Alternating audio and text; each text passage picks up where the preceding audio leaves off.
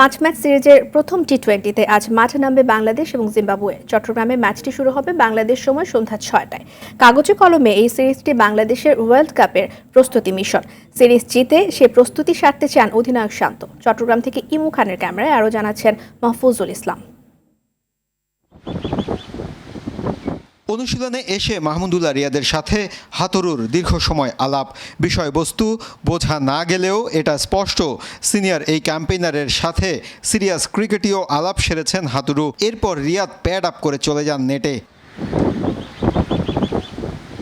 সেখানে ঘণ্টাখানেক ব্যাটিং করে বল নিয়ে নেটে হাত ঘুরিয়েছেন বেশ খানিকটা সময়। বাংলাদেশ অনুশীলনের পুরো সময় হাতুরু পরখ করে নিয়েছেন তার শিষ্যদের। রিয়াদের উপর এমন বিশেষ নজরে স্পষ্ট, ওয়ার্ল্ড কাপে হাতুরুর বিশেষ পরিকল্পনায় আছেন মাহমুদুল্লাহ রিয়াদ।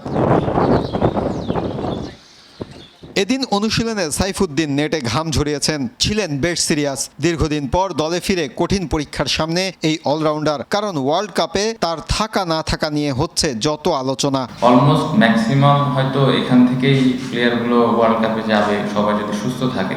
ম্যাক্সিমাম, হ্যাঁ, দু একটা এদিক ওদিক হতে পারে, বাট 3-4টা পয়েন্টের দিকে ফোকাস থাকবে এভাবে আসলে বলা মুশকিল। কারণ আমি চাই অ্যাজ এ ক্যাপ্টেন হিসেবে প্রত্যেকটা জায়গাতে যেন ফোকাস থাকে। সাগরিকায় ট্রফি উন্মোচনের আনুষ্ঠানিকতায় সিকান্দার রাজার মলিন হাসির নেপথ্যের কারণ হতে পারে ওয়ার্ল্ড কাপে কোয়ালিফাই না করতে পারা। বাংলাদেশের জন্য এই সিরিজ যখন ওয়ার্ল্ড কাপের প্রস্তুতির মঞ্চ, তখন জিম্বাবুয়ের জন্য হতাশাকে পেছনে ফেলার চ্যালেঞ্জ।